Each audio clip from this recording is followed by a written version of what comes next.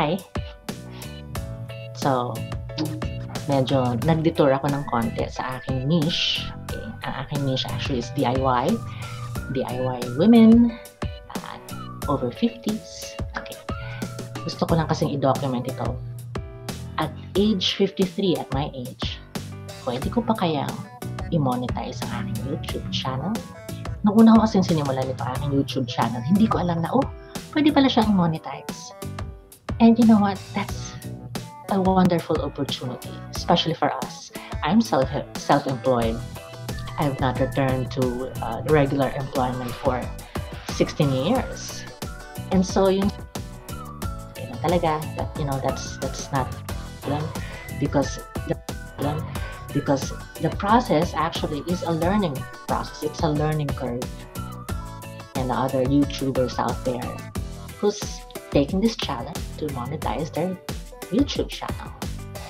And gusto ko rin yun, actually. And probably the question is why? Bakit mo monetize? And nag-freelance ka na? Yun kasi yung maganda doon, na monetize siya. Ibig sabihin, magkakaroon tayo ng extra income, extra sources of income. If ever, kung loloobin ni Lord, bakit hindi, diba? And for me, gusto kong i-document ito, although it's not within the DIY niche. In fact, this may not be applicable to any viewers right now, watching me right now. Pero gusto ko siyang i-document kasi I'm also curious what this journey is going to be like. At least the last 3 weeks, I had, few, I'll take on challenge. But now, I'm ready, The first time I made a YouTube video, I was a lot younger. And I was talking about DIR matters. Some of you have seen them. And in fact, I hope the videos of you somehow. Salamat sa panonood. And hanggang ngayon, meron pa rin nanonood. So, matulungan kayo kung paano ko talagang asikasuhin ang aking BIR. And hopefully, hanggang ngayon, itinutuloy nyo. Mahirap ang topic na BIR. Kaya sabi ko, sige, para hindi ko malimutan at hindi malimutan ng mga kababayan ko na nagsa-self-employed ngayon, gagawan ko yun ng video.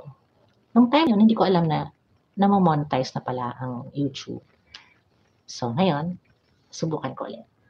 But I'm now over 50, so it's going to be like. So, I'm up for the challenge.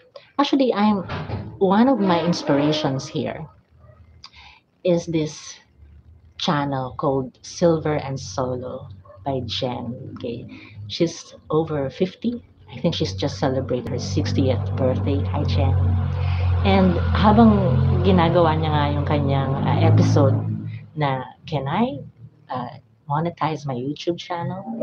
She was walking in the woods. Wala naman tayong woods dito sa Pilipinas, Siguro sa countryside, sa probinsya meron. Pero dito, wala. Behind me, as you can see, is our washing machine that's not working anymore. See that? Out of order. March 10, 2025. Hindi ko pa siya napapalitan. So, who knows, kapag na-monetize ko ang aking YouTube channel, makabili na ako. Gusto ko ulit yung twin tab Kasi mahilig ako magkusot. Pag automatic kasi parang, paglabas niya tuyo na halos, sasampay mo na lang, pero hindi ko nakusot. Diba? Anyway, isa yan sa mga bucket list ko. And gusto ko rin, kung mamamonetize ako, doon na lang ako bibili ng equipment. Right now, sabi ko sa sarili ko, hindi mo na ako magbibili ng equipment. Reasonable ba yun? So, itong ginagamit ko ngayon, medyo nabasag ko yata yung aking cellphone. Kasi bumagsak siya kanina. And bumigay na rin yung cellphone holder na nakakabit ngayon sa tripod. So, yan ang mga kasama ko sa list. But that will come later.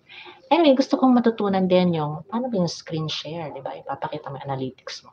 Yun yung ginawa ni Jen ng Silver and Solo. I'm inspired by you, Jen. Congrats, you made it.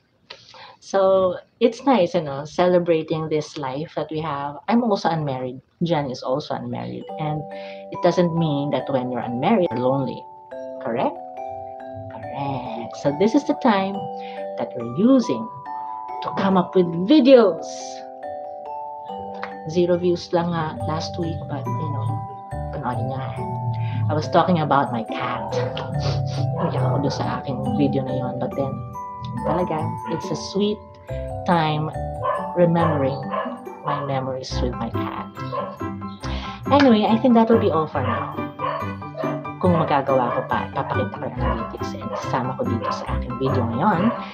And I'm going to share with you my lesson number 1, which is simulan mo na kasi. Diba? Simula, in English, start now. Diba? So kung kayo man, naiengganyo magsimula ng inyong YouTube channel, go ahead. It's a learning curve for us. Ang saya kaya mag-video, mag-edit. Marami pala mga free software online. We don't have to buy. So we can just learn from others as well. Ang dami din nag-share ng kanilang mga learning experiences, and that is a great thing to learn from. So let's do it. Alright? So that will be all for now. Ang aking camera ay nakatali ngayon. Tinali ako ng straw kasi baka mahulog sa tripod. See, that's part of the journey. So I hope you join me in my journey. So let's go. Let's go. Let's go. Until then, thank you so much for watching. Bye.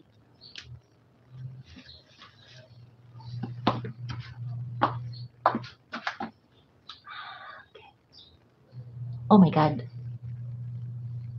Did I record myself?